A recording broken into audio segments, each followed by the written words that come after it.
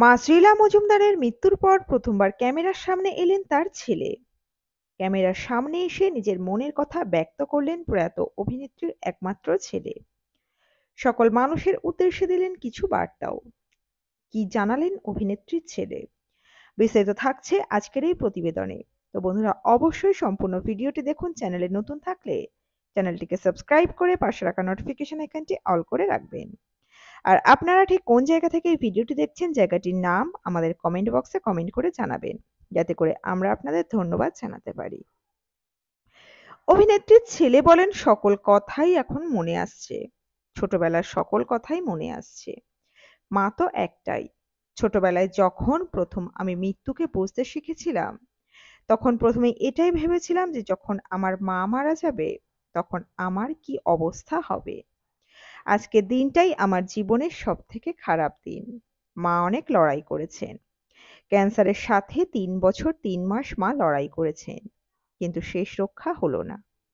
আমি আপনাদেরকে একটাই অনুরোধ করব, সব মহিলাদেরকে আমার অনুরোধ, আপনারা আপনাদের স্ক্রিনিং করান, ডিজিজের চেকিং করুন। যত তাড়াতাড়ি ধরা পড়বে তত তাড়াতাড়ি চিকিৎসা হবে আপনাদের। তাতে করে আপনারা অন্তত বাঁচবেন। আর আমাদের দেশে পুরুষ ডাক্তার বেশি, আর মহিলাদের ক্যান্সার হয় বেশি। আর এই মহিলারাই লজ্জা পান। তো মহিলা ডাক্তারদেরকে আমি এনকারেজ করব ক্যান্সার ফিল্ডে আসতে। আর মহিলাদেরকে আমি অনুরোধ করব পুরুষ ডাক্তারের কাছে গিয়ে লজ্জা না পেয়ে নিজের রোগের কথা খুলে বলতে।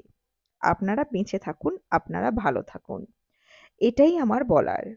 আমার মা কখনো রোগকে ইগনোর করেননি। কিন্তু আমার মা, আমার বাবা, আমি সমাজকে নিয়ে এতটাই ব্যস্ত থাকতেন। আমাদের সোসাইটিটা এমন, আমরা হেলথ কেয়ার আর মেডিসিনকে ততটা গুরুত্বই দিই না। ভাবি যে কিছু হবে না। আমরা ভগবানের উপর বেশি ভরসা করি। আমাদের সায়েন্স আর মেডিসিনের উপর বেশি ভরসা রাখা উচিত। জানা উচিত। আমি এটাই বলবো, শুধু একটাই পজিটিভ মেসেজ দিতে চাই, আপনারা চেক করান আর টেস্ট করান। আর সকলে সতর্ক থাকুন। তো বন্ধুরা, প্রয়াত অভিনেত্রীর ছেলের এই পজিটিভ মেসেজ আপনাদের কেমন লাগলো? অবশ্যই কমেন্ট বক্সে কমেন্ট করে আমাদের জানাতে ভুলবেন না। আজকের এই পর্বে ছিল এতটুকুই। খুব দ্রুত ফিরে আসছি এরকমই নতুন কোনো আপডেট নিয়ে। অজানা গল্প চ্যানেলের সঙ্গে থাকার জন্য সকল দর্শক বন্ধুকে অসংখ্য ধন্যবাদ। দেখতে থাকুন, চোখ রাখুন অজানা গল্প চ্যানেলে।